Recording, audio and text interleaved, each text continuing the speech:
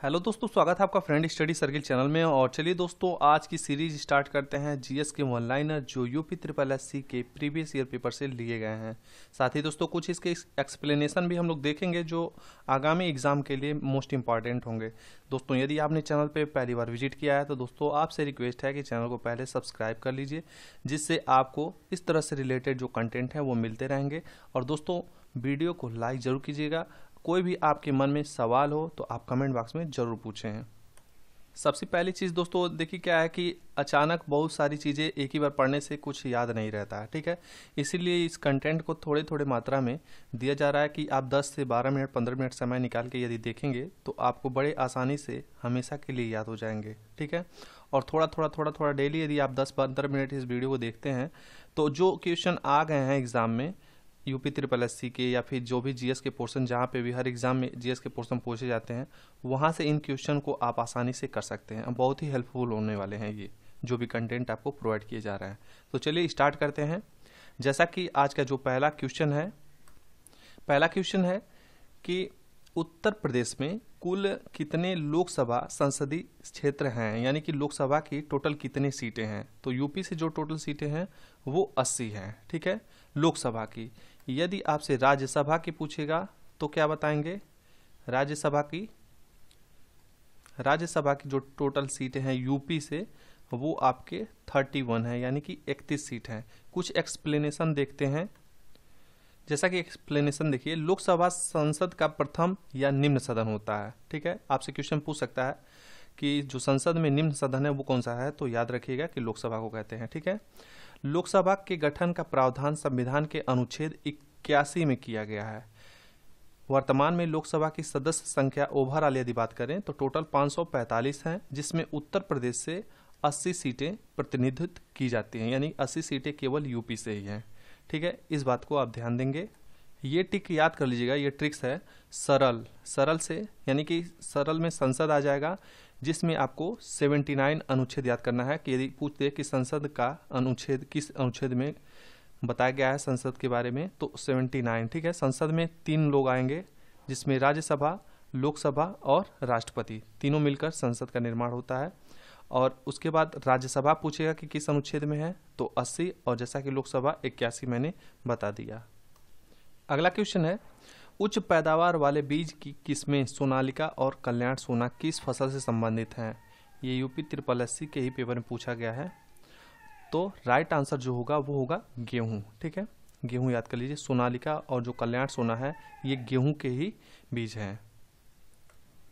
सोनालिका और कल्याण सोना गेहूं से संबंधित बीज हैं जो उच्च पैदावार के लिए जाने जाते हैं। गेहूं की अन्य किस्में जो हैं मालवी 533, आर्यल 213, ये जो है गेहूं की ही किस्म है। हो सकता है कि एग्जाम में आपसे मालवी 533, आर्यल 213 पूछ दे। अगला क्वेश्चन है, सर्व और वाली शब्द किस खेल से जुड़े हुए हैं? तो राइट आंसर हो जाएगा टेनिस से। सर्व और वाली जो है ये टेनिस से जुड़े हुए शब्द हैं। आप बताइए कबड्डी में कितने प्लेयर होते हैं? वैसे वॉलीबॉल में आप जान लीजिए कि वॉलीबॉल में टोटल कितने प्लेयर होते हैं, तो 6 खिलाड़ी होते हैं एक टीम में, ठीक है। एक टीम में जो होते हैं वो 6 खिलाड़ी होते हैं। और कबड्डी में कितने प्लेयर होते हैं ये बताइए, और बास्केटबॉल में कितने प्लेयर होते हैं? याद कर लीजिएगा कि कबड्डी में जो प्लेयर होते हैं वो टोटल 7 होते हैं, ठीक है, एक टीम में। और बास्केटबॉल में टोटल कितने होते हैं? 12। और बास्केटबॉल को अमेरिका का ये नेशनल गेम बोला जाता है, ये भी याद रख लीजिएगा, ठीक है। अमेरिका का ऐसी मान्यता मिली हुई है। जैसा कि इस क्वेश्चन को मैंने पहले भी कराया लेकिन फिर से रिपीट हो रहा है तो वो अच्छे से आपको याद हो जाएगा। रामकृष्ण मिशन का मुख्यालय कहाँ स्थित है? ठीक है, उसमें स्थापना पूछा था। तो रामकृष्ण मिशन का मुख्यालय जो है वो वेलूर मठ में है। और कहाँ पे ये है? तो वेस्ट बंगाल में है। ये ध्यान देंगे कहाँ पे है। चलिए इसके एक्सप्लेनेशन में हम लोग देख लेते हैं क्या है। जैसा कि एक्सप्लेनेशन है, रामकृष्ण मिशन की स्थापना जो है 1 मई 1897 ईस्वी में हुई थी। इस मिशन की स्थापना किसने किया था? स्वामी विवेकानंद ने किया था, जो किसके शिष्य थे? रामकृष्ण परमहंस के शिष्य थे। तो इनके गुरु के बारे में पूछ देता है। स्वामी विवेकानंद के गुरु के नाम बताइए, तो रामकृष्ण परमहंस। स्थापना, रामकृष्ण मिशन की स्थापना 1897, 1 मई 1897। इस मठ की विश्व में टोटल कितनी शाखाएं हैं? 205 शाखाएं, और इसका मुख्यालय जो पश्चिम बंगाल के वेलूर मठ में स्थित है। यह संगठन वेदांत की हिंदू विचारधारा में यकीन रखता है।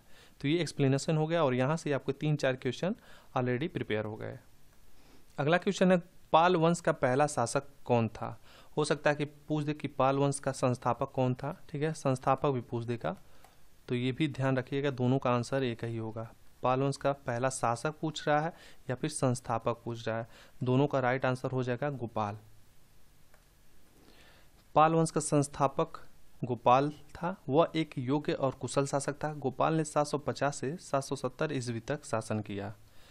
उसने उदनपुरी अर्थात वर्तमान बिहार शरीफ में एक मठ और विश्वविद्यालय का निर्माण करवाया। वहीं पे आपसे पूछ देता है कि विक्रमशिला विश्वविद्यालय की स्थापना किसने की थी? तो याद रखिएगा कि धर्मपाल ने किया था। विक्रमशिला स्थापना गोपाल ने, विक्रमशिला विश्वविद्यालय की स्थापना धर्मपाल ने। अगला क्वेश्चन है, भारत सरकार के न्यूनतम समर्थन मूल्य यानी कि एमएसपी जिसका फुल फॉर्म भी पूछ देता है, तो मिनिमम, ये ध्यान दीजिएगा, मिनिमम सपोर्टिंग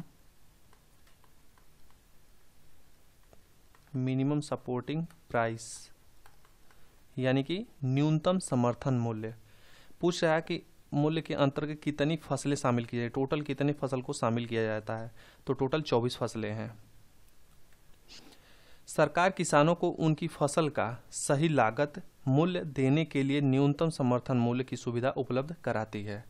इसके लिए सरकार किसानों को फसल के लिए एक निश्चित मूल्य निर्धारित करती है जिसमें किसानों को घाटा न हो। यानी कि जैसे मान लीजिए किसान अपनी फसल बोते हैं तो जो भी लागत आती है तो उसी के अकॉर्डिंग ये लोग निर्धारित करते हैं, जिससे आप जो है आपका जो भी उसमें लागत लगा है उससे कम न आए। एक मिनिमम यदि आप सेल करते हैं गवर्नमेंट को तो वो आपका कम से कम लागत जो है निकल जाए।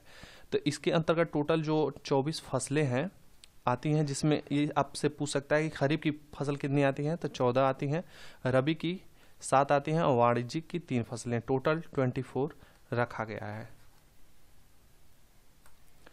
अगला क्वेश्चन है, पूसा हाइब्रिड 4 किसकी संकर प्रजाति है? तो राइट आंसर हो जाएगा टमाटर की।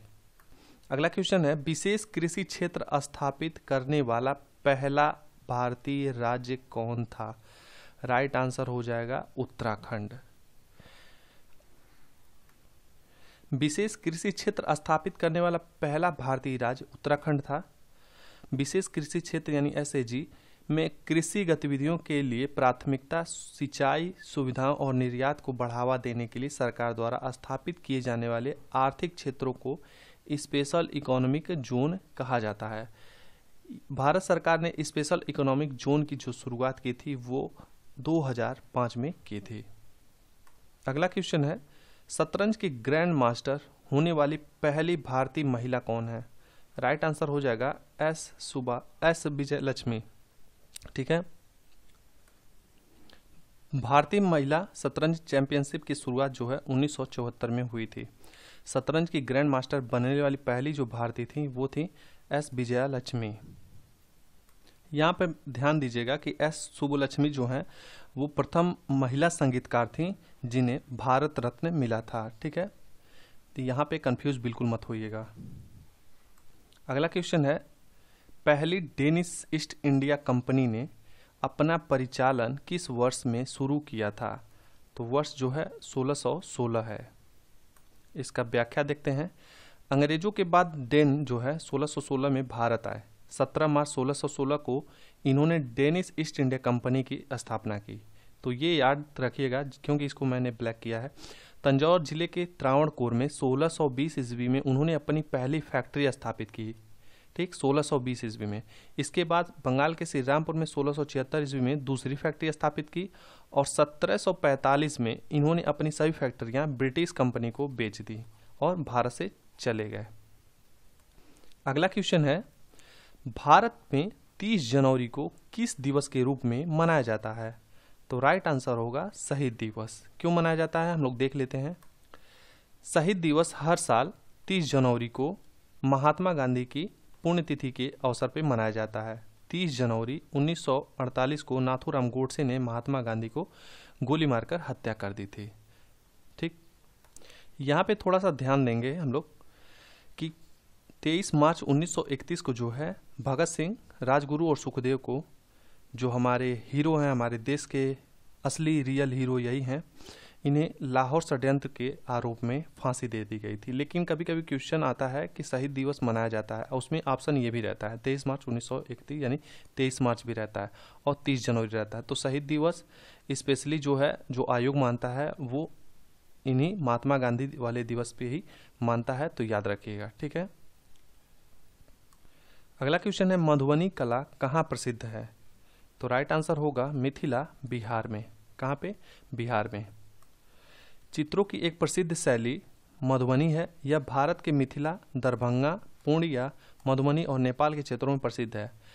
प्रारंभ में यह चित्रकारी रंगोली के रूप में थी, और रंगोली जैसा कि आप लोग पता ही है कि दीपावली में ही रंगोली बनती है, परंतु धीरे धीरे दीवारों पे भी और कपड़ों पे भी की जाने लगी, तो इसलिए बहुत ज़्यादा ये फेमस हो गया। अगला क्वेश्चन है भारत में पहली आर्थिक जनगणना किस वर्ष में की गई थी? याद रख लीजिएगा 1977 में। राइट आंसर हो जाएगा 1977। अगला क्वेश्चन है ईमेल प्राप्त करने के लिए कौन सा प्रोटोकॉल उपयोग में आता है? तो राइट आंसर होगा POP3। एक्सप्लेनेशन हम लोग देखेंगे। ईमेल प्रोटोकॉल ईमेल भेजने और प्राप्त करने की नियमित प्रक्रिया है। आए हुए POP3 IMAP4 प्रोटोकॉल का प्रयोग एक ईमेल सर्वर से ईमेल प्राप्त करने के लिए होता है। ठीक है, तो आप ये बताइए SMS का फुल फॉर्म क्या होता है? ठीक, SMTP का फुल फॉर्म क्या होता है? TCP/IP का फुल फॉर्म क्या होता है? HTTP का फुल फॉर्म क्या होता है? HTML का क्या होता है? ये सारी चीज़ें आपको पता होनी चाहिए।